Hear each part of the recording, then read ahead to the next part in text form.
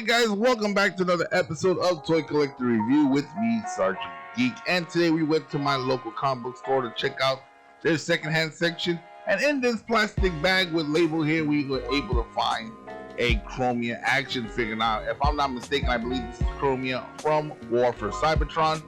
Looks pretty good. It is a little loose, but let's go ahead and take a look at some of the details here first.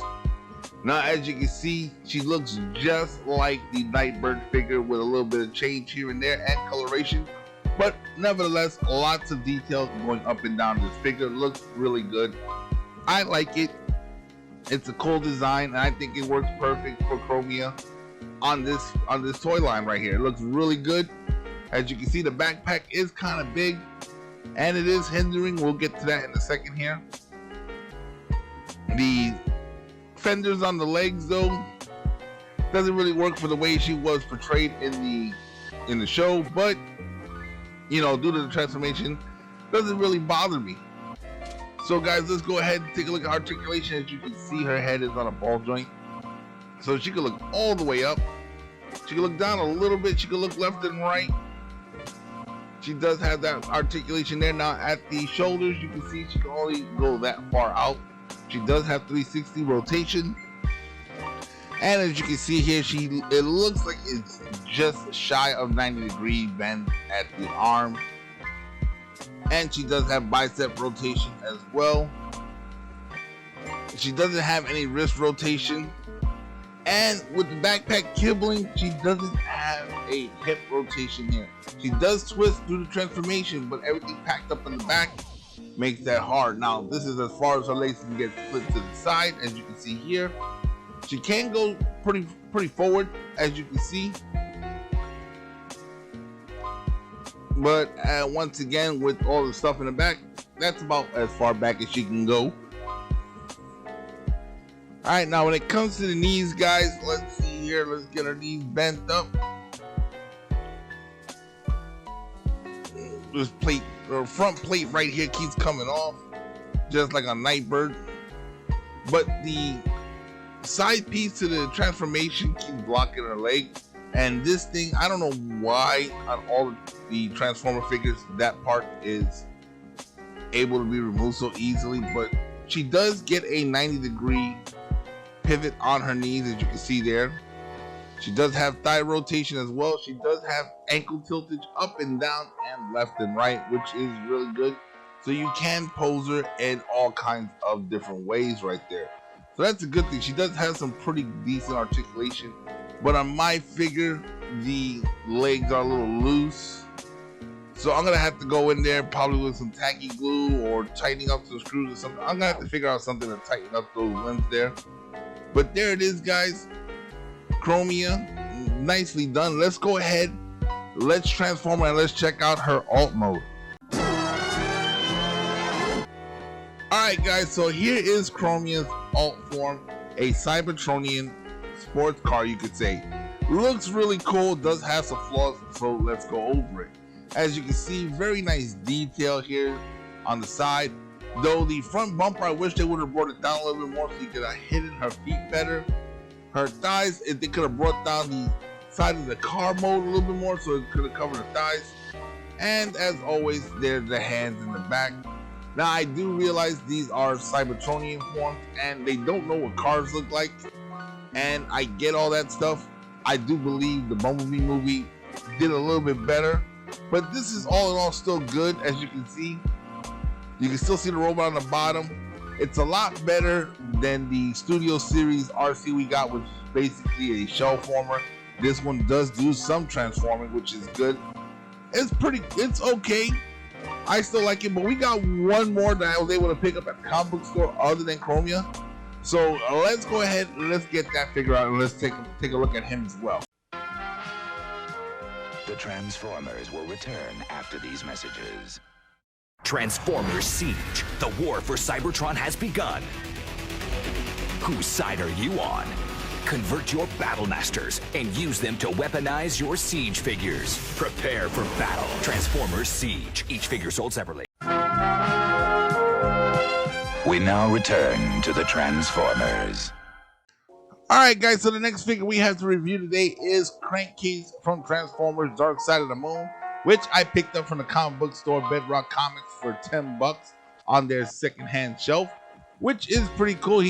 Comes in pretty good shape. So guys, let's go ahead and let's get a closer look at the figure and take a look at some of the details here. Now, as you can see, he's got quite a bit of details, as most of the Bayverse Transformer figures have. As you can see here, looks pretty cool, looks decent, looks like the character from the movie, I gotta say. And for 10 bucks, I'm not really complaining. He looks pretty good and he is in decent shape. Lots of detail going all the way up and down him. As you can see, the backpack there, but they kind of hide it pretty good. It's kind of compressed somewhat. So here we go, guys. Let's go ahead and let's take a look at some of the articulation on this figure. Now, he does have a weirdly shaped head, but it does turn from left to right, as you can see here. Now, he has those things on the back. I don't know if they're removable or not. I don't have the instructions for him, but that's as far as his arm goes out to the side. He does have 360 rotation at the shoulder. Now, when it comes to the elbow, he can bend at 90 degrees at the elbow, and he does have bicep rotation as well. As you can see here, lots of detail going on. He can bend the hands in, but there is no articulation twisting them. He doesn't have any hip rotation. Now, with the legs, that's about as far as he can go out to the side. As you see here, I got to tighten it up a little bit. It is a little loose hanging that far out, but it can hang out straight forward at 90 degrees, as you can see right here. And that's about as far back as it can go. Can't really go much further. Now, the weird thing with these guys, especially the Bayverse figures, once again, he does have thigh rotation. But like I was saying, one of the weird things is he has this weird knee. It looks like a double jointed knee, but it's got a lot of displacement. As you can see, at this point, you can bend 90 degrees, and then you can bend it even more right there and fold the leg up. I don't know if that's due to transformation or what have you, but it does give you some points for articulation. Now, his foot can go up and down, but there is no tiltage on it. Let me get up to stand. The one thing is his feet are a little loose, so getting up to stand sometimes is a pain in the butt, but there are some techniques to actually get that done. Now, he does come with an accessory, and he did have it in the bag. Let me see if I can pull it out here, find it. Here it is right here. It's one of those techno guns or whatever they're calling them. Like from that line, you pull on this trigger here and the whole gun reaches forward. Kind of a weird thing, but let's go ahead and put it on Crankcase. Now, he can't hold any guns in his hands because of the way his hands are shaped, but he does have a 5mm peg hole behind his wrist where you can put the gun and mount it there. Once again, he's okay. He looks pretty cool in robot mode. But what I want to see, I want to check out his alt mode. So guys, let's go check out his alt mode. Alright guys, so here he is in his alt mode, which is basically a Decepticon SUV with the lights and sirens on it.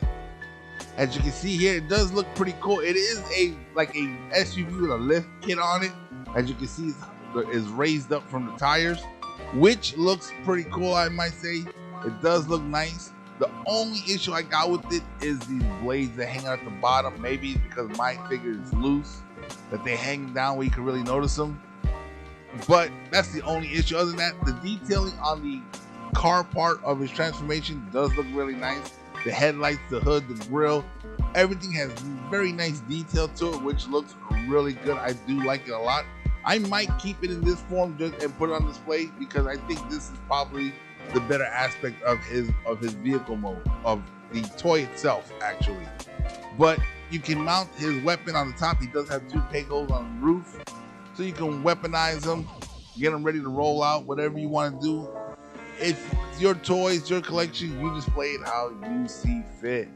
But that's where we're gonna wrap it up for today. All right, guys, so that wraps up another episode of Toy Collector Review. Now, when it comes to the two figures that we have here of Chromia and Crankcase, are they worth getting? Chromia, I think, is worth getting because she does play a significant role in the show. She's like one of the tough guy soldiers for Transformers, for the Autobots. To have her, I would want to get her for my collection, for my display.